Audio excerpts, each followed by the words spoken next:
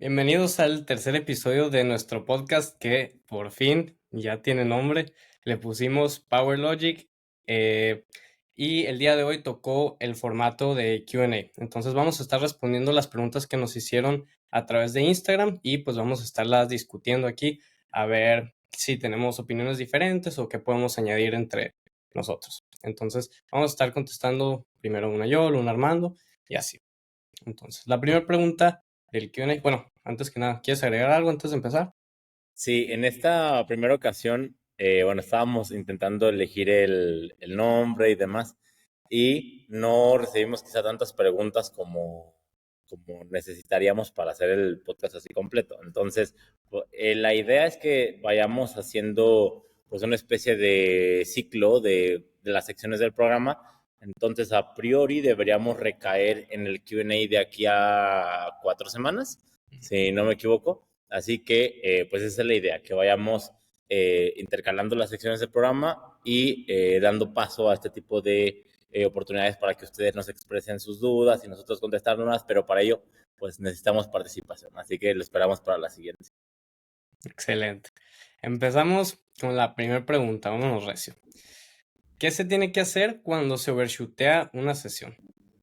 Ok, yo creo que primero que nada hay que preguntarnos por qué overshooteamos en la sesión, ¿no?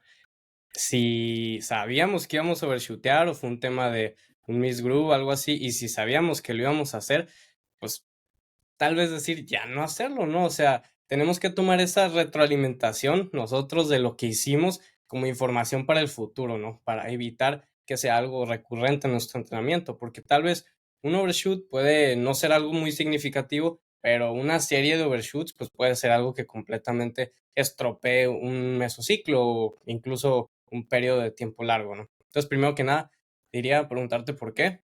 Luego, segundo, cómo reaccionas ya que lo hiciste, ¿no? Y aquí depende mucho, depende de en qué movimiento overshooteaste, qué tanto overshooteaste, en qué día overshooteaste, porque si overshooteas, digamos, en tu día primario de la última semana del mesociclo, hay mucho problema, ¿no?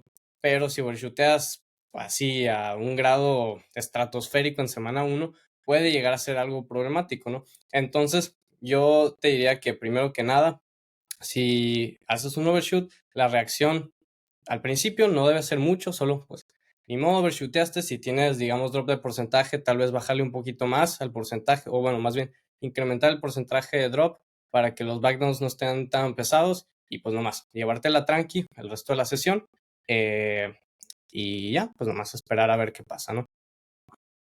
Sí, yo creo que, o sea, hay como un par de preguntas como en una cuestión más práctica que sí podríamos intentar resolver, que sería, o sea, alguien me pasa seguido que me dicen, oye, es que me pasé esta semana, la siguiente le bajo. Y, o sea, ante esa pregunta, ¿tú qué contestarías? Mm, no necesariamente, es que depende mucho del contexto, ¿no? No, Si es en una semana uno y fue un overshoot así grande, pues yo diría que sí, probablemente sí. exactamente. Sí, es que depende muchísimo del contexto, pero a priori, pues obviamente tenemos que ubicar de qué tipo de protocolo, de qué parte del entrenamiento estamos hablando para saber qué tan relevante es ese overshoot y saber qué hacer al respecto, ¿no? Como dices, hay ocasiones en donde, pues es algo, pues bueno, pues que no tiene mucha incidencia hacia el futuro del bloque, ya sea porque está por terminar o ya terminó, o porque era en un protocolo, vamos, que si te pasas en tus backdowns del 6 al 6 y medio o al 7, pues en un set probablemente no va a pasar demasiado, que era tu último set, llegaste más cansadito, no pasa nada. Ahora, si estamos hablando de un error de juicio en donde yo creo que a todos nos ha pasado, ¿no? Típico, primer semana de bloque del atleta y le tocaba un 7 y tiró un 9, entonces como aquí no hay manera, evidentemente desde tus aproximaciones, de tus warmies, probablemente ya le diste al RP del top set en tu penúltimo warme, así que esto ya no fue un error de que pues de un grado pequeño, ¿no? Esto ya fue más bien un error a la hora de la toma de decisiones. Y eso creo que sí vale la pena a nosotros como entrenadores, como hacerlo saber de que, oye, aquí claramente te equivocaste en tu raciocinio, ¿no? Y más bien de cara a la siguiente semana, quizás si tu última aproximación para esta fueron, supongamos que la persona tiró 200 kilos y lo overshooteó, y su último warm fueron 185, pues maybe para la siguiente semana tu último warm pues que sea un poquito menos que el warm de la semana pasada y en función de cómo se comparen ambos, sabrás si es que puedes repetir, puedes quizás hasta subirle o puedes y debes bajarle, ¿no? Es muy circunstancial, pero también creo que no debemos de caer en como actitudes compensatorias, no es como, ok, pues ya, ok, la regaste en un set, fin, se acabó, ¿no? No es como que tengas ni que autoflagelarte, ni decirte, es que ya no le voy a dar en la sesión, porque me ha pasado, ¿no? De atletas de, no, es que ya lo arruiné. Hace poquito un atleta me decía que va a competir en el Mundial.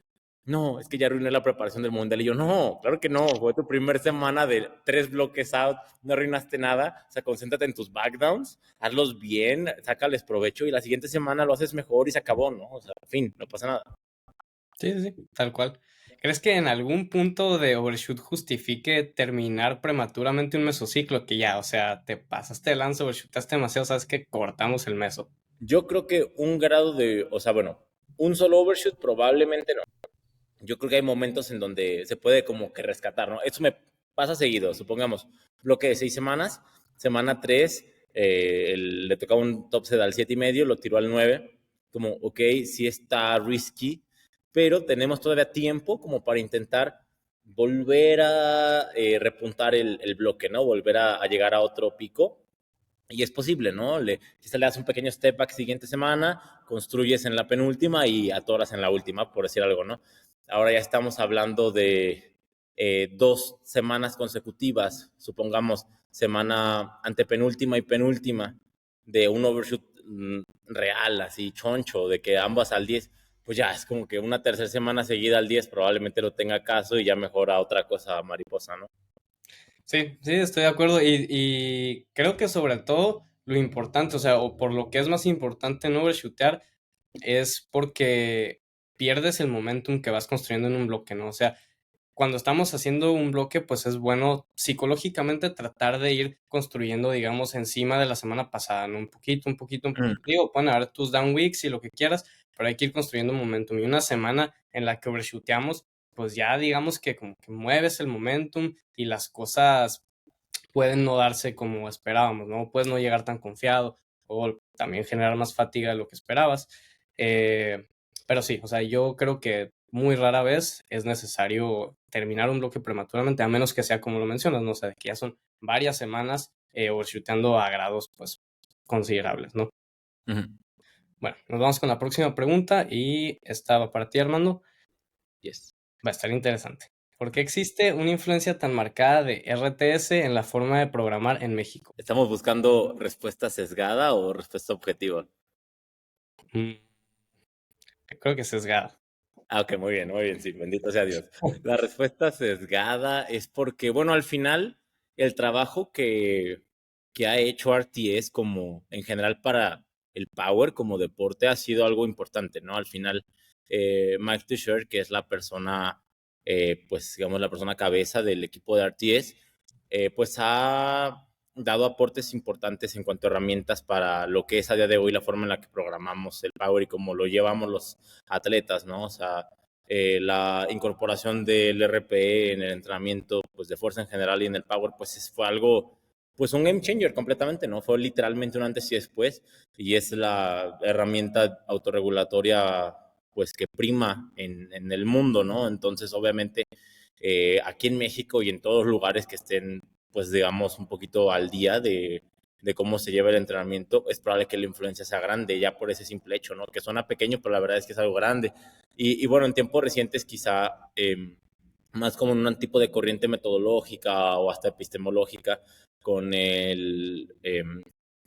pues, cómo surgió estrategias emergentes, de que después sobre todo creo que a día de hoy se toma más como el concepto de ir utilizando la información que el atleta nos va dando y ir generando el perfil del atleta en función de las respuestas que él mismo nos va demostrando en vez de tener como ciertas presunciones del tipo de atleta por estereotipos y demás, sino como de intentar guiarnos más por las cosas más desde el micro hacia el macro en vez de viceversa, que pues sería básicamente comparar una priorización bottom-up contra una top-down. Entonces al final son aportes de valor, ¿no? Que pues no son tan ignorables, por así decirlo.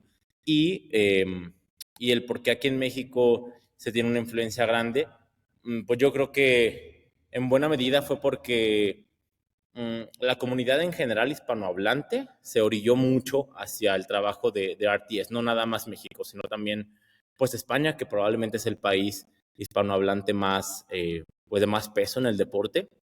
Y obviamente nosotros no es que sigamos lo que hacen ellos, pero digamos que vamos como un poquito creciendo de la mano, ¿no? Entonces, creo que es como por momentos y por corrientes, ¿no? Y pues tocó ahorita una etapa de crecimiento importante en el deporte, con que estaba en auge y estaba precisamente surgiendo este contenido nuevo de RTS. Y bueno, de ahí se tomó, ¿no? Pero así como fue en este caso RTS en ese punto, probablemente en un futuro lo sea otra persona con una corriente ligeramente distinta, ¿no? Entonces, fue creo un poquito circunstancial en cierta medida, pero en otra parte muy fundamentada por el grado de aportes que ha tenido Mike y RTS en general para el deporte globalmente. Sí, pues es que RTS fue completamente revolucionario en su tiempo, ¿no? O sea, pasó la programación del Power de ser algo completamente rígido y prescrito con porcentajes, con bloques muy estructurados, Y a ser. prácticamente algo predictivo, ¿no? Ajá, exacto. A ser completamente lo opuesto. Pasó de ser predictivo a ser algo reactivo, ¿no? Porque con esto yo creo que implementaron dos cosas muy útiles. Uno, el RPE, y dos, la reactividad, o sea, reaccionar a lo que funciona y seguir haciendo lo que está funcionando, que antes no se hacía, no solo se predecía que pues esto iba a funcionar porque así es como funciona la periodización de bloques y ya. Y RTS lo que hizo fue básicamente, ok, esto está funcionando, lo seguimos haciendo. No está funcionando, lo dejamos de hacer y ya, es todo, ¿no? Entonces, creo que México actualmente está, digamos, unos años atrás de lo que está el Power, pues, con los pioneros que son Estados Unidos y pues ahorita, digamos, estamos en la temporada o en la fase en la que estuvo Estados Unidos hace unos años, que fue con RTS. Pero bueno, lo vamos a conectar con la siguiente pregunta que dice, ¿qué otras corrientes metodológicas existen? Actualmente, digamos, lo que llevan los top elite lifters o los top elite coaches más bien, es como una combinación de ambas, ¿no? No es ni todo por porcentajes, ni todo por RPE, ni todo predictivo, ni todo reactivo. Es como una combinación de ambas. Tratar de sacar lo bueno de cada uno, que es poner, digamos, cosas por RP para reaccionar a tu rendimiento actual, pero también poner cierto control sobre las cosas, ¿no? Para que no se salgan de medida y para tratar de alinear las cosas a que sucedan convenientemente a como nosotros queremos que sucedan, ¿no? Pero así tal cual, por nombre, no sabría decir alguna corriente Sí, actual. yo creo que exactamente. Yo creo que estamos ya en un punto en donde el deporte está evolucionando a un grado en donde ya no van a existir escuelas tan definidas metodológicamente hablando. Antes, pues yo creo que sí se podía identificar escuelas como tipo soviéticas y demás, que sobre todo lo estábamos interpolando de otros deportes como de la halterofilia. Pero pues bueno, ya a día de hoy creo que los conceptos y los conocimientos son un poquito más universales, por lo que cada quien pues puede intentar usar la información a su disposición. Y por eso yo creo que ya no va a existir como tanto escuelas cerradas, ¿no? Sobre todo, pues porque gran parte de la revolución, entre comillas, de tiempos recientes tiene mucho que ver con justamente el intentar programar en función de las cosas que funcionan individualmente, ¿no? Entonces, pues, para ello no hay mucho que hacer al respecto más que tener nuestras directrices claras de que es una programación medianamente consecuente del entrenamiento, pero más allá de eso, pues ya va más en el gusto y el criterio del entrenador, ¿no? Y eso creo que es bonito porque da pie a mucha variabilidad y también da pie a que no estemos como tan limitados en función de dónde estamos, ¿no? Que antes creo que sí podía pasar, es como que es que yo no tengo los conocimientos de los búlgaros y ya no voy a tener buen squat, pero pues ya no es así, ¿no? O sea, ya a día de hoy creo que pues prácticamente se hace donde se hace, es probable que existan entrenadores que estén suficientemente capacitados, porque ya las cosas creo que están un poquito más claras de cómo llevar pues el entrenamiento en general, el coaching y demás. Sí, digamos que ahorita partimos más de conceptos que otras cosas, ¿no? En vez de tener un lineamiento muy preestipulado, tenemos ciertos conceptos y ya depende del coach y de su creatividad, cómo él se desarrolla dentro de estos conceptos, ¿no? Sí. Bueno, nos pasamos a la próxima pregunta para ti. ¿Qué diferencias existen entre levantadores elite e intermedios? ¿Y cómo pasar de uno a otro? Bueno, obviamente hay varias perspectivas para esta misma pregunta, ¿no? O sea, desde el lado del atleta y desde un lado como entrenador, ¿no? Em, y yo creo que, bueno, obviamente la respuesta más obvia entre uno y otro, pues es como lo primero, el nivel que se tiene como atleta, y eso muchas veces va de la mano del tiempo, ¿no? Probablemente, obviamente sabemos de casos de personas que son, entre comillas, nivel intermedio, pues para siempre o por mucho tiempo, y personas que son de reciente ingreso y son elite, ¿no? Eso, pues claro que existen sus outliers siempre, pero normalmente algo que pues suele coincidir es que personas que son élites porque llevan suficiente tiempo en el deporte como para haber desarrollado su nivel hasta llegar a ese punto, ¿no? Eso es una realidad. Entonces, creo que mucho tiene que ver con, sobre todo con la consistencia del atleta en el deporte, qué tan persistente es con sus objetivos. O sea, al final, claro, todos entramos al power y queremos ser competitivos. Y yo creo que a todos nos los han dicho, que la primera cosa que te dice alguien al llenarte un cuestionario de ingreso es que yo quiero ir a un mundial y es que yo quiero ser competitivo en todos los, intergalácticamente, ¿no? Pero, pues bueno, al final la diferencia entre la idea y el hecho, pues es lo que se hace intermedio, ¿no? Y eso es al final, creo, la mayor diferencia, ¿no? El grado de compromiso que se llega a tener y la consistencia a lo largo del tiempo, que es lo más importante, porque, bueno, que si entrenan diferentes, pues quizá en cierta parte, cuando estás con un atleta elite, probablemente es porque ya llevas tiempo con él, ya tiene un conocimiento sobre sí mismo más desarrollado, es más congruente con lo que sabe que le funciona, tú sabes más también qué cosas le funcionan y qué cosas no. Entonces todo se vuelve un poquito más predecible si quieres verlo, no más sencillo, la verdad, porque pues tiene su complejidad, pero sí un poquito más quizá claro, también es algo menos, o sea, con menos margen de error, y bueno, sí es ligeramente diferente, pero pues al final eso ya es como llegando ahí, pero en el proceso realmente lo que más importa es qué tan consecuentes fuimos a la hora de entrenar y de hacer lo que tenemos que hacer con los objetivos que nos planteamos desde un inicio, ¿no?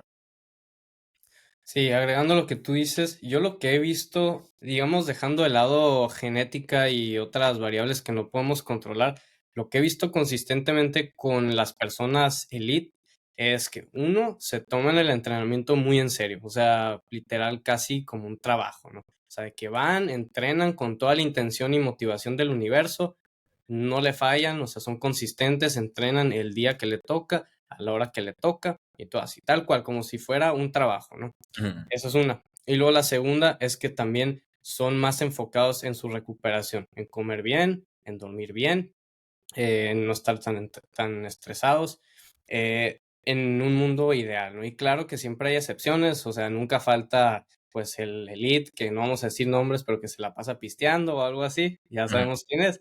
Este, pero usualmente esas son características que te deben de llevar o que te deben dar ese empujón para pasar de ser un intermedio a elite, ¿no? Suponiendo que tú tienes lo necesario para llegar a eso. Fíjate que yo creo que es un poquito más al revés, ¿eh? O sea, yo creo que este tipo de medidas de decir voy a priorizar el entrene por sobre todas las cosas y voy a hacer que las condiciones de mi vida sean óptimas o sean un poquito más favorables para el entrenamiento pasa cuando ya estamos más cerca de ese nivel que del intermedio, la verdad. O sea, porque va a ser muy difícil que alguien intermedio pueda hacer que su vida gire alrededor del entrenamiento. Bueno, a menos que, yo que sé, tus condiciones de vida sean muy, muy favorables en general, ¿no? Ujú. Personas pues jóvenes que estudian, que tienen facilidades económicas y demás, ¿no? Pero en la mayoría de casos yo creo que es primero como que el atleta se dé cuenta que puede estar en ese nivel y que está cercano a él para que diga, ok, en este punto, entre comillas, vale la pena hacer todos estos pasos extra para ahora sí consolidarme y trabajar ya siendo elite, ¿no? Pero creo que casi siempre va en ese orden. Pero es que también depende qué tan elite estamos hablando, ¿no? Porque yo creo que así como lo mencionas tú, pues puede ser una persona que ya tiene cierta predisposición genética para ser buena en el deporte o digamos que ya tiene por muchos años de entrenar gimnasio, una buena base de masa muscular, entonces ve que fácilmente se va desarrollando en el deporte, llega a un buen nivel rápido, pero pasar de tener un buen nivel a un nivel realmente elite, creo que sí toma estas medidas extras para, digamos, para cambiar el chip, ¿no? Para dar ese brinco extra. Pues yo creo que podremos hacerte esa pregunta a ti perfectamente, ¿no? O sea, ¿tú crees que, porque bueno, tú como atleta, pues desde el inicio tuviste una proyección buena, ¿no? Y un nivel ya de por sí bueno, pues desde el día uno prácticamente igual, como dices, buen desarrollo de masa muscular y demás. ¿En qué momento consideras que diste el paso? Si es que crees que lo has dado o si no, y No, en función de qué. yo no creo que lo haya dado todavía. Ok, y eso es una buena pregunta. ¿No crees que ya estabas en un nivel suficientemente intermedio elevado como para habértelo planteado? Es justamente lo que te digo. O sea, yo creo que potencialmente lo hubieses hecho si es que te hubieses visto ya en una circunstancia que, entre comillas, te lo demande, ¿no? Ujú. Pues digamos que eso es lo que hice recientemente, ¿no? O sea, literal es lo que acabo de hacer, es por lo que estamos haciendo este podcast. Eh, y es precisamente por eso, ¿no? Porque, o sea, yo veo en mí, yo vi que tengo cierto potencial. ¿Por qué? Porque siempre se me facilitó, ¿no? O sea, desde el principio, pues, digamos, destaqué rápidamente en el deporte sin hacer mucho en realidad, o sea, con el mínimo esfuerzo necesario, ¿no? O sea, de que comiendo mal, entrenando, pues, más o menos bien, durmiendo mal, o sea, todo mal. Y a pesar de todo eso, pues, digamos, destaqué, ¿no? Eh, entonces, en este punto actual en el que estoy hoy, pues decidí ya, o sea, quiero dar ese brinco, ¿no? O sea, quiero básicamente hacer lo que dije de pasar de ser un buen lifter o un lifter intermedio a ser elite. Entonces, por eso es que pues tomé ciertas decisiones, tú sabes, para hacer que las cosas sucedan, ¿no? O sea, para volverme elite. Digo, apenas voy empezando, entonces solo el tiempo dirá si lo logro o no, pero pues esperemos que sí. Bueno, eh, próxima pregunta. ¿Cómo funcionan los protocolos rampa o cuál es su función? ¿Cuál es su función? Bueno, ¿cómo funcionan? Muy sencillamente, pues es sets incrementalmente difíciles. Bueno, incrementalmente sí, difíciles, digamos, en términos de esfuerzo de RPE, o sea, puede ser, por decir un ejemplo, 3 series de 5 a RPE 4, 5 y 6. Ahí tienes una rampa, ¿no? Así de sencillo. También se puede jugar con ciertas variables como las repeticiones. Lo he llegado a hacer una rampa de 7 reps, 5 reps, 3 reps, incrementando el RPE también. Se puede. Hay muchas maneras de hacerlo. Creo que es importante primero que nada, saber las características de la rampa y ya cada quien, dependiendo de tu creatividad, pues sabes cómo las utilizas, ¿no? Porque hay muchas maneras de utilizar diferentes protocolos, pueden tener una infinidad de funciones. Entonces, básicamente, solo es eso, un set incrementalmente pesado y la característica es que el set más pesado es el último y es al que llegas con más fatiga previa, por lo tanto debería de tener todo el set o todo el trabajo una intensidad promedio más alta, pero una intensidad pico no tan alta como, digamos, otro esquema, como un top set, drop set, algo así. Sí, yo creo que esa es como la principal diferencia, ¿no? Que una sería como un top set bajo fatiga en teoría, en el caso de la rampa, versus un top set fresco. Que, pues, ¿qué incidencias puede tener eso? Pues obviamente una manera de regular la carga absoluta, o sea, de capearla y no permitir que sea tanto. Eso, pues sabemos que en muchos momentos puede llegar a ser útil, al final es como más eficiente, entre comillas, que puedes dar un estímulo del mismo grado sin necesidad de usar tantos kilos, que por más que suene raro en nuestro deporte, que nuestro objetivo es mover kilos, a veces es muy conveniente poder dar un mismo estímulo con menos kilos en términos de recuperación, en términos de longevidad, de manejo de molestias, de mil cosas diversas, porque pues, al final, si bien la dificultad puede ser el mismo, es probable que se perciba diferente en el cuerpo en función de las condiciones en las que se llegue a los sets, además de pues, también lo muy evidente, ¿no? Que tiene sets previos, entonces pues también puedes ir como que practicando y refinando la parte como del skill de cara hacia el top set.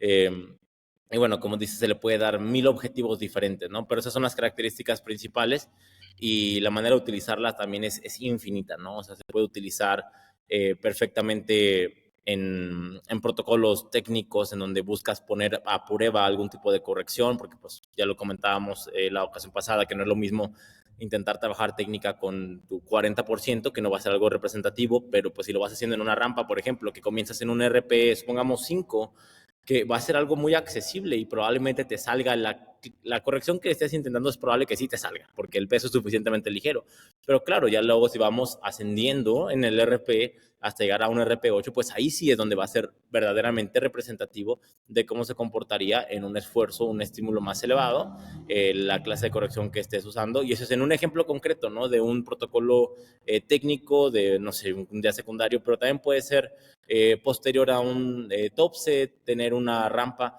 que de esa manera incrementes la intensidad absoluta de los backdowns sin necesidad de que todos los sets sean pesados, sino que puedas ir como que reconstruyendo de cara hacia un segundo top set. Vamos, que hay mil cosas que se pueden hacer con ellas y resultan la verdad es que de bastante utilidad porque, bueno, es simplemente un planteamiento distinto que a nivel tanto real como fisiológico, como a un nivel también psicológico, se percibe diferente. O sea, esa es una realidad. Se va a sentir diferente el atleta al hacerlo de esa manera versus en un top set. Entonces, bueno, es una herramienta más a utilizar y dependiendo de la persona puede que sea algo de todos los días porque le viene muy bien o puede haber otra que simplemente pues, no le venga tan bien y también no pasa nada, ¿no? No es como que todo el mundo lo tenga que usar en todo momento. Sí, y eso aparte de lo psicológico, creo que también es importante porque es pues una herramienta para nosotros que podemos utilizar para incrementar la intensidad promedio, porque no es lo mismo, digamos, tienes un 5x5 y lo organizas como series planas, está aburrido, ¿no? O sea, hacer un 5x5 así nomás series planas, dale, dale, dale, está Sí, aburrido. Pero ¿qué pasa si en vez de eso tienes un 3x5 en rampa, sí. 5 6 7 y luego dos backdowns? Pues ya, o sea, terminas la rampa y dices, ah, solo me quedan dos seriecitas, ¿no? O sea, está mucho más productivo el trabajo, creo que si solo hiciéramos así las series planas. Pero bueno, también es dependiente, ¿no? Porque no podemos hacer eso, digamos, en un día terciario o algo así. Sí, Probablemente no sea. exacto. Se puede jugar muchísimo porque también, como dices, puede haber rampas por sí solitas o puede haber rampas con backdowns en donde sea más corta la rampa ascendente, pero quizá puede llegar a un pico más alto porque solo son pocos sets y luego tengas tus backdowns. Vamos, hay mil maneras de jugar que dan pie a mucha creatividad, ¿no? Y también pues a soluciones a posibles problemas, ¿no? Quizá un atleta llega muy cansado, ya yo que sé, que tiene un repeat en el último set de la rampa y ya no le sacan ningún tipo de provecho porque tiene una variabilidad de movimiento increíble y está súper fatigado, pues en ese caso, pues mejor que ni lo haga, ¿no? Y lo pasas a hacer un par de backdowns y ahí probablemente le saque un poquito más de provecho. ¿Te ha pasado alguna vez que algún atleta tuyo al que le programas una rampa parece que va ganando rendimiento conforme va progresando la rampa? Sí, eso pasa, sobre todo, es curioso, porque se puede ver de varias perspectivas. La primera, pues por quizá una cuestión de optimización técnica, que pues vaya como que poniéndose más sharp, y eso pues al final más sharp, pues nos referimos a como más eficiente, entre comillas, mayor eficiencia, pues probablemente más kilos o más rendimiento.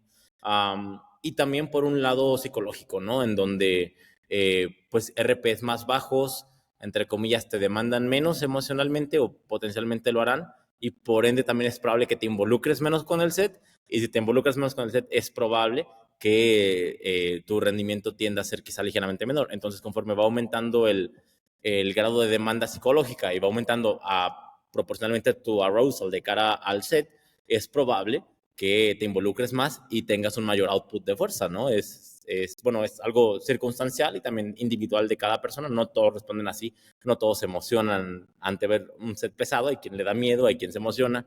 Ujú. Pero pues sí depende de un par de variables, pero no es algo ni siquiera tan raro, ¿eh? Yo te diría que la proporción de personas que pueden hacer eso es más alta de la que creemos. O sea, no sé, por decir algo, quizá en vez de ser solo un outlier por ahí, quizá estamos hablando del 25% de personas, ¿no? O sea, no es algo tan extraño.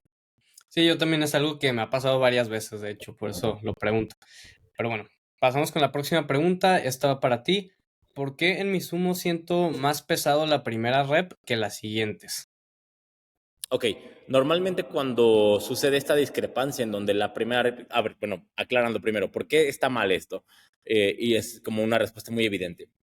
La primera rep tendría que ser la más fácil porque es en la que no tienes fatiga previa, básicamente, ¿no? Y si no existe fatiga que enmascare o que limite tu producción de fuerza, debería ser la rep que más producción de fuerza tuviese, ¿no? Así tan, ¿no? No hay otra forma de verlo. Ahora, ¿por qué puede pasar que esto no se respete?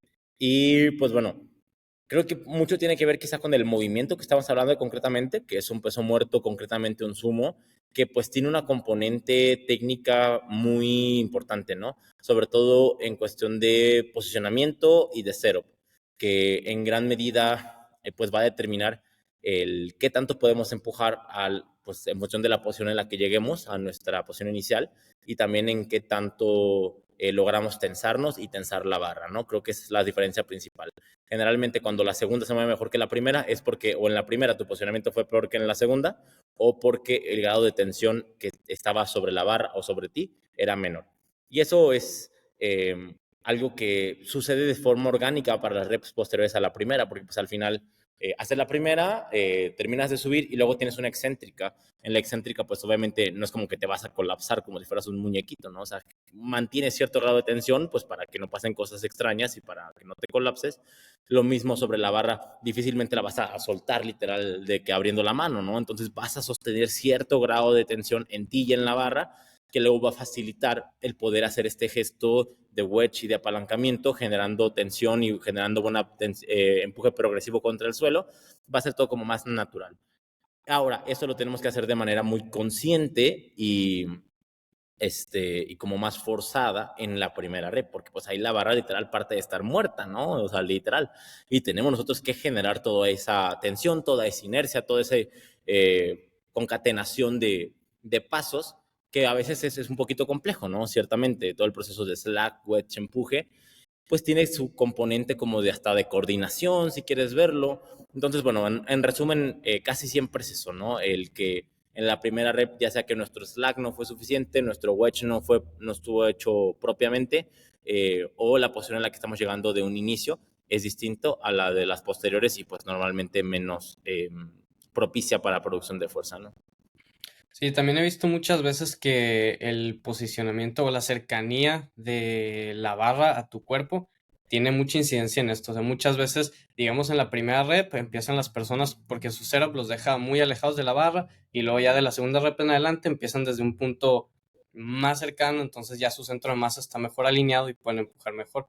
Pero digamos, nosotros, si es el caso uno en el que simplemente estamos peor posicionados en la primera, pues yo creo que para solucionarlo, para intentar al menos solucionarlo, habría que analizar de la segunda rep en adelante qué hicimos diferente y tratar de hacerlo desde la primera, ¿no? Si es el caso 2, que es por la pretensión y el wedge, yo creo que pues habría que ver cómo estamos haciendo nuestro setup para intentar simular lo que sería una segunda rep, ¿no? La tensión que se genera en una segunda rep. Y creo que algunas herramientas que pueden ser útiles para esto son los cluster sets o las repeticiones con un reset completo. Entonces, o sea, básicamente dejar la barra, dar un pasito para atrás, volver a acercarnos la barra y así. De esta manera practicamos singles. Y creo que también es conveniente hacer esto o ser mejores en la primera rep, porque aparte de que sí, lógicamente debería ser la mejor, porque es la que no tenemos nada de fatiga previa, pues en una competencia hacemos una rep, no competimos a dobles. Entonces, pues es conveniente que tu primera rep sea la mejor. Y también, como dices, hay maneras como indirectas de trabajarlo, como por ejemplo con el manejo del protocolo, poniendo clusters, poniendo full reset, etcétera. Pero también hay maneras como más directas de trabajarlo pues, con correcciones técnicas, con variantes específicamente que aborden el tema de, yo qué sé, del grado de empuje que se tiene en diferentes partes del setup, del movimiento en general, como tempos hasta la rodilla, como pausas en el wedge, que ya es una cosa, al parecer. Eh, y ese tipo de, pues vamos, de trabajos más directos, ¿no? Como correctivos, que pues bueno, al final casi siempre la solución va a tender a ser usar ambas cosas, ¿no? O usar todas las herramientas que tengamos a disposición. Entonces, es algo generalmente fácil de que el atleta se empiece a dar cuenta del qué está haciendo diferente, que creo que esa es como dices la clave, ¿no? De, ok, se siente mejor la segunda, pero ¿por qué? ¿Qué es lo que estoy haciendo diferente? Y claro, puedes analizarlo en video, revisarlo, pero eventualmente el atleta tiene que sentirlo y poder después replicarlo. Sí. Bueno, nos pasamos a la próxima pregunta. ¿En qué consiste un game plan para una competencia? Esto va a depender mucho del entrenador. Diferentes entrenadores ponen diferentes cosas en sus game plans, pero yo creo que muy generalmente solo es una orientación de cómo calentar de la mejor manera para que llegues fresco para empezar a competir, pero bien preparado, ¿no? O sea, que no sea demasiado grande la diferencia de lo que estás levantando en tus calentamientos y en la tarima. Eso es uno. Y la otra componente, pues es la de los intentos, ¿no? O sea, darte una idea de más o menos cuánto estamos esperando que hagas en tus intentos. Pero un game plan solo es eso, ¿no? O sea, solo es un game plan, pero a final de cuentas, digamos, si tienes un handler o si tu entrenador está ahí contigo, puede cambiarse, ¿no? O sea, incluso el game plan se puede dejar completamente de lado si las cosas no están saliendo como uno espera, ¿no? Entonces, uno lo deja como un plan, esperando que eso suceda, pero a final de cuentas, igual hay que ser reactivos, ¿no? O sea, nosotros tenemos que ver qué es lo que está pasando en la competencia y ya de ahí ir reaccionando. Sí, yo creo que es especialmente útil cuando ya sea que no tienes handler o que el handler que tienes no es tu entrenador de base, por así decirlo, ¿no? En ese caso, pues tu entrenador probablemente sepa qué tipo de saltos sueles hacer en entrenamiento y por ende quizá acomodar de cierta manera tus saltos en tus aproximaciones de cara a tus intentos, sabe normalmente cómo respondes a distintos incrementos de peso cercanos a tu máximo y por ende más o menos qué tipo de incrementos dentro de la competencia se deben de tener. Pero pues al final, como dices, es algo que si tu entrenador está ahí en persona, pues puede pasar perfectamente a un segundo plano o directamente no existir. Y tampoco hay mucho tema, ¿no? O sea, al final es sí controlar el llegar pues preparados a la tarima en cuestión de cómo te sientes y de cómo en general está tu cuerpo. Pero bueno, al final ya a la hora de escoger intentos, pues lo que va a primar siempre va a ser el criterio y el ojo de la persona que te esté handleando, ¿no? Sea tu entrenador o sea cualquier otro que pues si estás solo, pues ahí sí justamente creo que es una buena idea tener un game plan y por lo menos yo lo hago con rangos entre los distintos intentos, o sea, rango superior, intermedio y bajo de posibilidad de pesos, o sea, suponiendo tú estableces un opener, de cara al segundo, pues estableces un rango en función de cómo se sientan las cosas. Um, en el escenario que se malo, pues le pones un peso, en el escenario normal le pones otro y en el escenario en que se sintió increíble le pones otro peso y en función de eso el atleta escoge, ¿no? Eso es cuando no hay handler o tanto también puede ser para el diálogo con el atleta, ¿no? Porque pues al final el atleta es el que está sintiendo y el que está pasando, que nosotros lo vemos, pero pues también a veces es conveniente escuchar lo que tiene que decir y, y ya, pues es solamente eso, ¿no? Como establecer una hoja de ruta, una pequeña guía de qué podría ser el MIT, pero pues al final depende de mil cosas, ¿no? De cosas de él, de cosas de la competencia en general, del jueceo, de si hay una competencia directa con otra persona, de que es conveniente en función de lo que está haciendo otro atleta, mil cosas diferentes.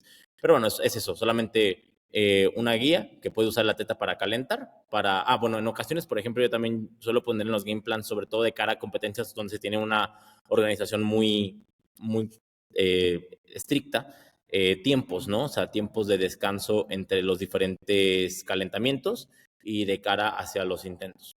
Que pues el atleta sepa más o menos en qué momento de cuántos minutos out de su opener potencialmente hacer su penúltimo warming, su último warming y así, ¿no? O sea, pero son cosas ya más sutiles que son útiles, pero que también son aplicables solo en ciertas circunstancias, ¿no? Obviamente si estás en un evento más localón, en donde todo es un desastre y van a los tiempos que quieren y demás, pues bueno, ponerle los minutos a un atleta probablemente le cause más estrés que cualquier tipo de beneficio, ¿no? Porque pues, él quería hacer su warming, pero se cayó la transmisión y bueno, mil cosas, ¿no? Sí, de esos que te dicen, ya en 5 minutos empezamos y tú, dale, dale ya tu último calentamiento. Ya, Y de yo su repente, último warming 4 veces. sí, sí, sí. Bueno, y ya para la última pregunta, vamos, a ver si algo viene. Esta va para ti. Simón. ¿Cuándo usar las rodilleras rígidas y cuándo no?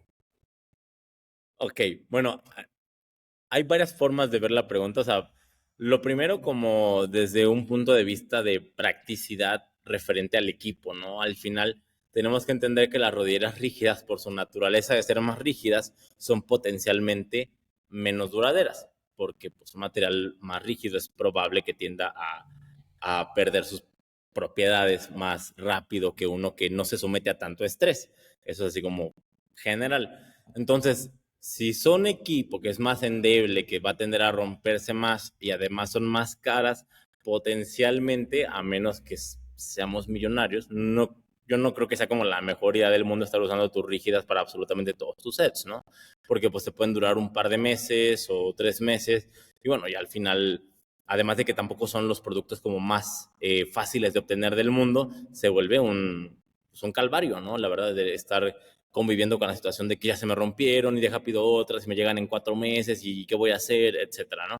Entonces, ese por el lado como más utilitario, digamos.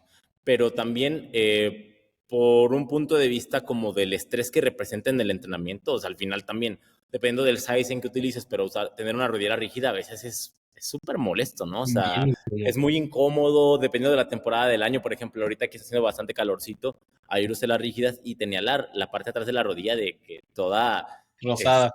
no, horrible, ya tenía llagas ahí prácticamente y no es algo divertido y pues tienes que cuidar hasta tu piel para que pues no te vaya a más y a más, a más. Entonces, mi recomendación en general casi siempre para mis atletas por lo menos es que utilicen las rígidas únicamente en la sesión primaria y casi siempre no en todo el bloque. Probablemente dejar un par de sesiones, las iniciales del bloque, semana 1, quizás semana 2, en donde sabes, estás como intentando tantearle el agua al bloque de cómo van las cosas. Y a partir de cuando todo se está sentando, y sobre todo cuando la atleta simplemente siente, que decir, es que bueno, maybe ya para la siguiente semana no tengo tanto margen, de que, ok, pues me pongo las rígidas y continúo con el bloque, ¿no? Pero pues sí, probablemente de la mitad del bloque en adelante o quizá del segundo tercio y solamente en las sesiones primarias. Esa es mi recomendación. No es nada cerrado. O sea, al final, si alguien dice, ¿sabes qué? Yo quiero usarlas todo el bloque en la primaria, no le voy a decir que no. Pero ya si me dicen, quiero usarlas todos los días, ahí sí probablemente yo como entrenador le diga que no. Otro entrenador podrá decirle, qué padre. En mi caso, yo la verdad es que no lo recomiendo por las cosas que dije. Creo que además es el proceso de ponérselas y quitárselas. Es todo como muy fastidioso, ¿no? O sea, si te tardas 10 minutos en quitártelas, si te cansas, por ejemplo, a mí de que termino con la tendinitis al 12 por estar poniéndome quitando las rodilleras, pues la verdad es que ni al caso, ¿no? O sea, si ya de por sí me duele hacer squat, porque voy a hacer que me duele el codo de ponerme en unas rodilleras, ¿no? Sí, y a mí me pasa lo mismo también, de hecho, o sea, poniéndome la rodillera me empiezan a doler los codos, las muñecas, o sea, está brutal. Y aparte, pues son bien incómodos, ¿no? Como dices, pues te rozan la parte de atrás de la rodilla, dependiendo también qué tan apretadas estén. Por ejemplo, las mías me aprietan el quad horrible, o sea, yo no me las puedo dejar puestas en todo el entreno y me las tengo que bajar entre cada set. Ya te imaginarás que también, pues, bajártela cada vez te andas arrancando los pelitos o cosas así. Sí, Es bien incómodo, ¿no? O sea, tal cual, o sea, no es una experiencia que quieres vivir muy frecuentemente. exacto. Y aparte, pues también la durabilidad, ¿no? Porque pues cuestan unas rodilleras rígidas el doble de unas normales y duran mucho, mucho menos. Entonces, mi recomendación, de hecho, es básicamente la misma que la tuya. Suponiendo que el atleta tiene acceso a ambas, ¿no? Que tiene unas Claro. rígidas y unas flexibles. Es la misma. Básicamente, en las últimas 2 semanas del mesociclo, en su día primario, y párale de contar. Ah, que por cierto, si alguien no lo hace de esa manera, pues será también una recomendación, ¿no? De que, pues si pueden, ahorren y tengan un par de rodilleras, unas rígidas y unas normales, porque de esa manera, pues les va a durar más ambas. Simplemente va a ser una mejor forma de invertir su dinero hacia el largo plazo y en vez de estar comprando rígidas cada 3 meses, pues tener una y así quizá las rígidas te duran un año en vez de 3 meses y pues terminas gastando la mitad. Entonces, sí, es inversión, obviamente, pero creo que es una inversión más inteligente hacerlo de esa manera. Sí, definitivamente. Y creo que otra cosa, pues no mencionada, pero también puede ser como un beneficio extra, es que de cierta manera, pues puedes autorregular el principio de un bloque, ¿no? O sea, de Sí, que te empiezas capeando. ¿Por qué? Porque pues usaste las flexibles en vez de las rígidas. Entonces, pues también se presta lo que mencionábamos hace rato, ¿no? De que pues vas construyendo un momentum, te pones en la penúltima semana, te las pones y a su madre ya, estoy reventando, ¿no? Y la última semana cerramos con broche de oro. sí, o sea, es como irnos regulando como en todo, ¿no? De que, por ejemplo, alguien dice, no, es que en la primera semana me voy a poner una rolita triste, ¿no? Un Porque, pues, compilla. ajá, un compilla que conocemos. Me voy a poner algo triste porque, pues, qué necesidad, vamos a darle, con cierto cap específico que de esa manera no te dan tantas ganas, por así decirlo, de estarte pasando de rosca, ¿no? Igual si en el primer día te pones así la magnesia en los ojos, las rígidas triple XS, así de que tienes a la banda de metal atrás de ti, pues probablemente no puedas controlarte y no haya manera de que alguien salve ese overshoot, ¿no? Sí, claro, se sabe que de ley, semana 1 se entrena con La Gata Bajo la Lluvia, en medio del bloque con José José, Sí, y ya para el final, Opus, no falla. sí. Algo bien. Pues bueno, con esto cerramos todas las preguntas que teníamos. Creo que fue un buen episodio, o sea, lo hicimos rápido, contestamos todas las preguntas, creo que es mucha información útil que van a obtener de esto. No sé si quieres agregar algún comentario antes de cerrar. Yo sí me gustaría pedirles que cuando pongan sus preguntas, sobre todo hagan referencia a cosas que les sean de practicidad, que sean útiles para ustedes poder abordar pues cuestionamientos que tengan acerca de su entrenamiento. Porque claro, podemos hacer preguntas aquí muy generales que nosotros desarrollemos de forma muy teórica y demás. Pero bueno, para eso están precisamente los podcasts de índole más teórico, ¿no? Que ya dijimos, vamos a tener uno igual cada 4 semanas y demás. Pero pues en este caso son preguntas que intenten facilitarles a ustedes la vida, ¿no? De cómo abordar X o Y protocolo, cómo abordar X o Y situación en el entrenamiento, eh, que ustedes lo puedan directamente tomar y usar, que al final para eso estamos, ¿no? Para intentar darles parte de la experiencia que tenemos en esto y que ustedes puedan tener un camino más planito que nosotros. Excelente. Pues muy bien, muchas gracias y ahí nos vemos en el próximo episodio.